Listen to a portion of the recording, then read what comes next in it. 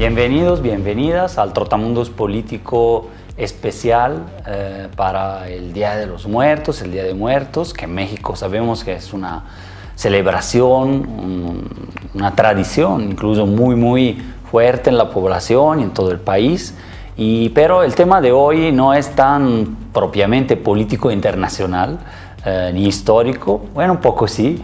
Y aquí pueden ver a mi lado de qué vamos a tratar el día de hoy. El tema es la Santa Muerte, la Santísima Muerte, la niña blanca, niña bonita, la hermosa, como le dicen, con todos los apodos que tiene este culto, devoción popular, para descubrir, aunque sea en pocos minutos nomás, en una cápsula, quién es o qué es la Santa Muerte, ¿no? También la pregunta no sabría yo cómo formularla, pues es una entidad, es una estatua, es un culto, una religión, le dicen, algunos le dicen secta, pero pues hay un debate, ¿no? Entre estudiosos, pero también entre la misma gente.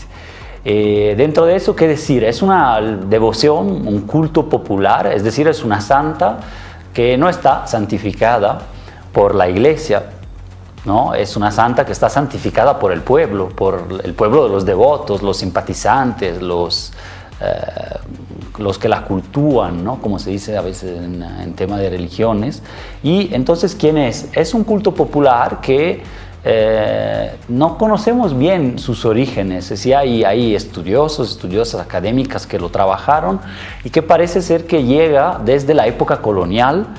Su imagen es el sayal franciscano sobre un esqueleto, ¿no? Una figura huesuda, con ese sayal franciscano. Puede tener el mundo en la mano, puede tener una báscula, puede tener su guadaña protectora o guadaña segadora de vidas, representa a la muerte, y es una imagen que llega del mundo occidental, digamos así, de Europa, desde la Edad Media cuando menos, con esta figura de la muerte segadora que se hizo muy popular allá, aunque tristemente popular, durante la peste negra, ¿no? En el siglo XIV se llevó a más de 20 millones de europeos cegando y matando a través de esa epidemia, a la pandemia de la peste negra. Entonces empezaron a pintarla en los huesarios, en las iglesias, y en mucha iconografía, pinturas, etcétera, mucho más que antes.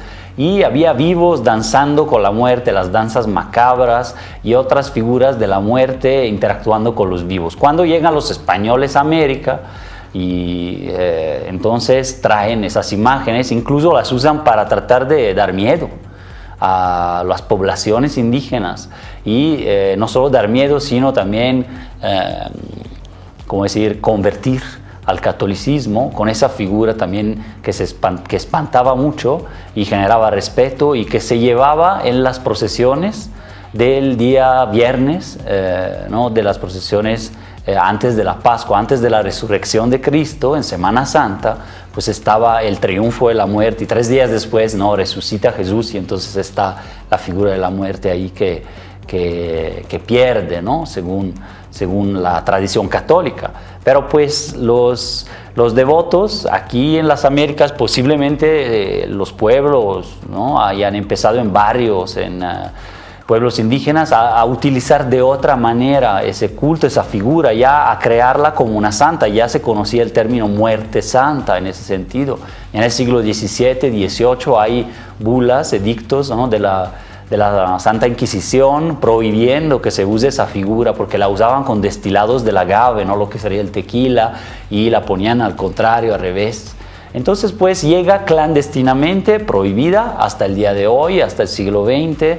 Se ven imágenes en los años 50, 60, en Tepito, en la Ciudad de México, en Veracruz, en Hidalgo, en Oaxaca, y ya se conoce como Santa Muerte, y se pasa de madre a hija, de tía a abuela, como ese culto un poco matriarcal, podríamos decir, ¿no? Sobre todo con las figuras femeninas de la familia, las mujeres, son las que más lo van pasando en las familias, y llega pues a Tepito, y hay un boom mediático. En los años 90 ya empieza, sobre todo a finales, y en los años 2000, la prensa empieza a asociar esta figura que todavía estaba bastante desconocida, que eran de maderas, eran imágenes, fotografías, etcétera, así dibujos, la empieza a asociar con el bajo mundo, ¿no? Y la asocia de manera incluso tendenciosa, ¿no? Como una prensa más escandalosa en ese sentido, la asocia con el narcotráfico, con la delincuencia, con secuestradores, que efectivamente son detenidos algunos, ¿no? Como Daniel Arizmendi, el Mocha Orejas o otros traficantes también, con altares. Tienen altares a la Virgen de Guadalupe, no hay que olvidar que todo mexicano en parte es guadalupano, pero también tenían altares a la Santa Muerte y los medios hicieron hincapié en esa santa huesuda, segadora, que era la Santa Muerte. Entonces empezó a difundirse de esa manera, luego en los medios de comunicación, pero también en el cine, en la música, ya con bandas que se inspiran en la Santa Muerte, corridos incluso, etcétera, y en series como Dexter, Breaking Bad, la hemos visto en películas, ¿no? Como la que tienen con A Better Life, Una Vida Mejor, El Infierno, Savages de Oliver Stone, etcétera, ¿no? Empieza a difundirse así en los años 2000, pero en México el gran boom realmente de culto popular, ¿no? Más allá de los medios y más allá del cine, como culto popular empieza a salir a la luz pública con un acto revolucionario, diríamos así, que se hace en Tepito.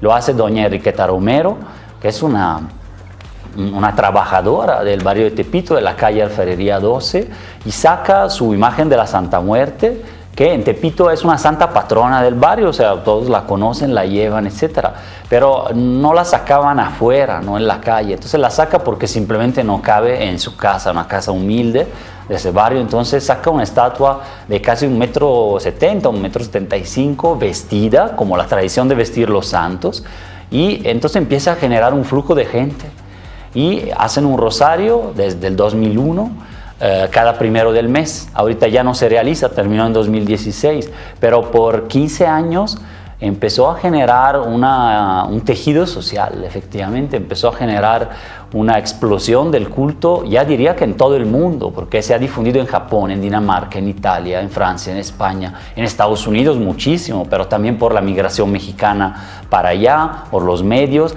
pero pues Tepito se ha vuelto ahí un centro del culto del mundo, donde han ido medios, documentaristas, etc. Entonces de ahí empezó la tradición de culto en la calle, ¿no? Antes no se hacía así. Miles de personas en la calle en la Ciudad de México, hay más de 1,500 altares ahí. Y después en Tultitlán, con el templo, ¿no?, a la Santa Muerte Internacional de Enriqueta Vargas, que en paz descanse, también fue otra madrina del culto. Y otros altares en Ciudad Juárez, en Michoacán, hay muchos conocidos, en el Estado de México y también en Estados Unidos, Kansas, Nueva York, Los Ángeles. Entonces pues ya hay un culto que se ha vuelto más popular, más público, y ya se ha desligado un poco esa idea de que era el culto de los narcotraficantes o de los mañosos, etc. ¿no? Es un culto que agarra como que todos los sectores de la población, ¿no? Y sobre todo no se presta ese culto a ser explotado de manera comercial. Ha habido intentos de generar iglesias, de generar un culto también, digamos así, explotable, ¿no?, que funcionara a nivel comercial, etcétera. No han tenido éxito en sí. Se dice en Tepito que la santa no solapa pendejos, sino enaltece a cabrones, ¿no? Es un dicho que se dice así. Entonces tratar de explotarlas demasiado como que tiene sus riesgos, ¿no?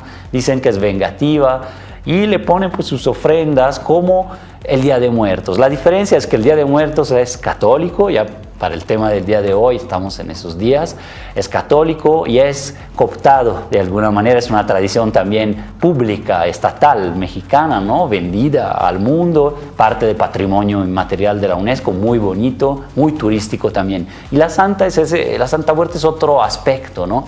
No es que la gente no sea ya católica, la mayoría de los devotos sí son, todavía se declaran católicos, pero es un culto en parte también de los excluidos, ¿no? Excluidos por la religión, por el sistema. Hay un grupo fuerte de diversidad sexual, por ejemplo, de devotos de la Santa Muerte, que no pueden como tal ser admitidos o no se sienten cómodos en la iglesia, por ejemplo, y todos los que están en riesgo, ¿no? Desde el taxista, hay quien trabaja en la noche, también las prostitutas, pero también la gente que vive en la calle, etc. Entonces es un culto realmente de muchos sectores, también tienen sector económico alto, podríamos decir. Hubo personajes famosos, cantantes, etcétera, que se declararon devotos, pero en fin, para concluir, tiene su diferencia del Día de Muertos. Ya se le va perdiendo el estigma, el miedo a lo de la Santa Muerte. Es popular también en las prisiones, en muchos sectores marginados, podríamos decir, de la sociedad, y por eso se ha estigmatizado su culto. En realidad, la característica de la gente en general que tiene el culto a la Santa Muerte es de mucha apertura, ¿no? Mucha apertura en los trabajos que también yo he hecho. Aquí está uno, Santa Muerte, patrona de la humanidad.